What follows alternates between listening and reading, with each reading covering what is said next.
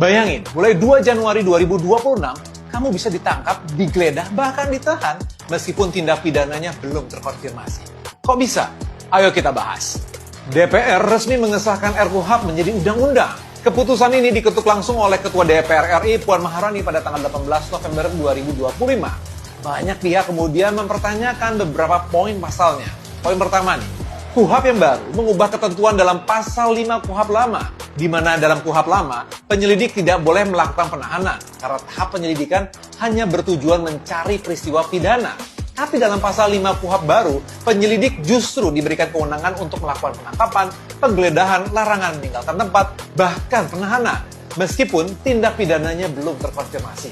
Nah, perubahan ini membuat oknum aparat bisa menangkap atau menahan siapa saja, bahkan di tahap yang seharusnya hanya mengumpulkan informasi awal.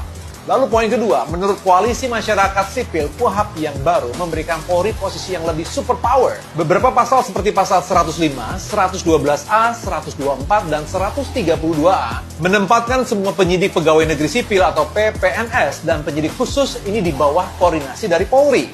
Kondisi ini membuka peluang oknum aparat melakukan penggeledahan, penyitaan, bahkan penyadapan tanpa izin hakim atau kejaksaan. Karena undang-undang soal penyadapan yang seharusnya menjadi dasar hukum belum terbentuk.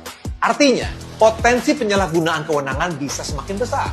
Poin ketiga, aturan baru tentang restoratif justice juga dinilai bermasalah. Restoratif justice seharusnya menjadi wadah penyelesaian damai antara pelaku dan korban dengan pengawasan ketat. Namun, dalam pasal 78 sampai dengan 83 KUHP baru, hakim tidak diberi kewenangan untuk menilai apakah sebuah kasus akan diselesaikan lewat restoratif justice atau tidak. Nah, kekosongan kontrol ini memberikan peluang bagi oknum penegak hukum untuk memeras atau memaksa damai. Dalih restoratif justice. Nah, tapi di sisi lain ada juga pasal-pasal yang dianggap memberikan kemajuan dalam KUHP baru ini.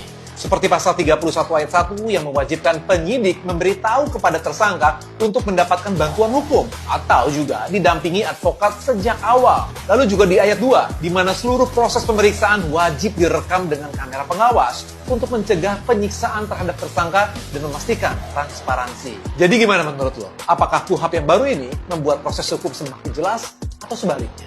Gua Adi Danu, follow Lead Media biar jadi dan tambah tahu.